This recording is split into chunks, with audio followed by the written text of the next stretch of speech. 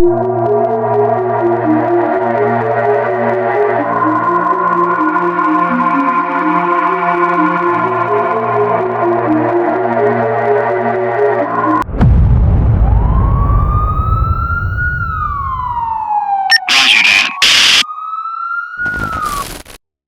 was a very cold and foggy night.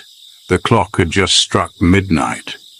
Thick fog covered everything, making the streetlights look dim and ghostly. The police station, usually busy, was unusually quiet.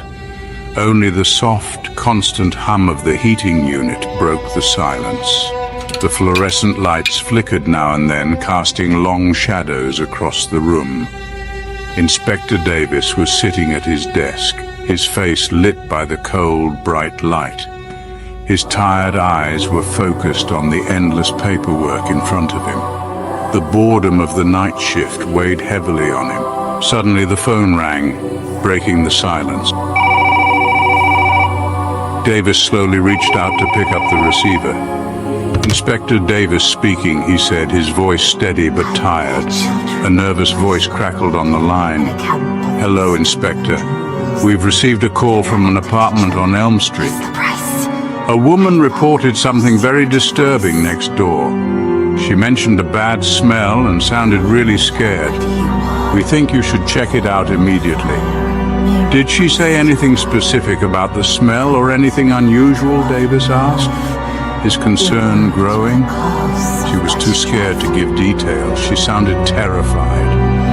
"Can you go check it out?" the voice on the other end urged, clearly worried. "Understood.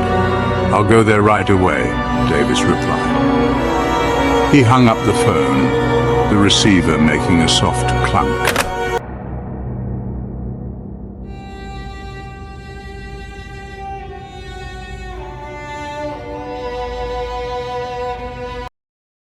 His face hardened with determination as he grabbed his keys and headed out. When Inspector Davis parked his car and approached the apartment, he noticed something standing in the shadows on the first floor, holding a book in its hand. It was staring at Davis intensely, its eyes fixed on him in an unnerving way. Davis called out, "Who are you?" But the figure remained silent. Shaking off the unease, he took a deep breath and climbed the stairs to the first floor. When he arrived, the mysterious figure was gone, leaving no trace. As Davis reached the second floor, he found the woman who had called the police standing outside the door. She looked pale and anxious, her eyes wide with fear. Her hands trembled as she pointed to the apartment, her voice barely above a whisper. There's something in there," she said, her voice shaking. "The smell. It's gotten worse." Inspector Davis nodded, trying to reassure her with a calm expression, though he felt a chill running down his spine. He turned the key in the lock and slowly pushed the door open, the hinges creaking loudly. The smell hit him immediately, a sickening, overpowering odor that made him gag. The room was pitch dark, with a heavy gloom pressing in from all sides. Inspector Davis reached for his flashlight and switched it on. The beam cut through the darkness, revealing a scene that made his skin crawl. The light fell on a horrific sight.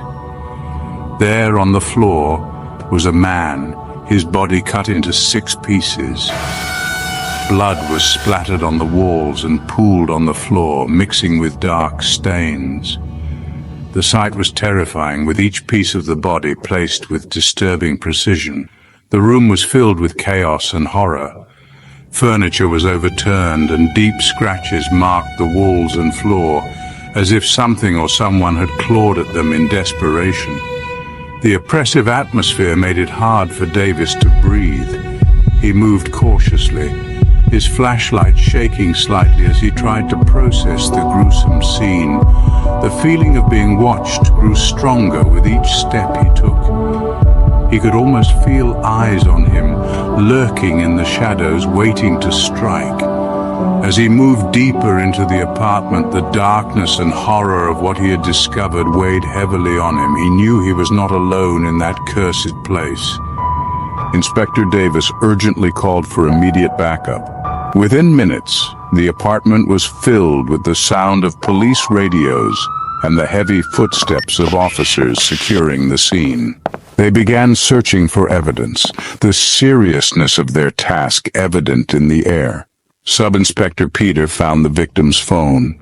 It seemed like the phone held no secrets. Then they found a single audio recording. It was exactly 1 minute and 56 seconds long. Davis decided to play it, hoping for a lead. As the recording played, the room was filled with an eerie silence. For the first minute and 45 seconds, there was nothing. No background noise, no voices.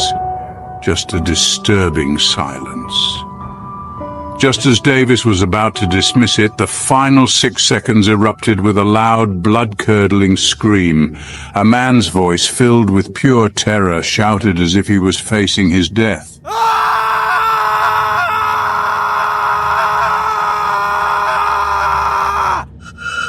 As the recording ended, the chilling scream lingered in the air, echoing through the dimly lit apartment.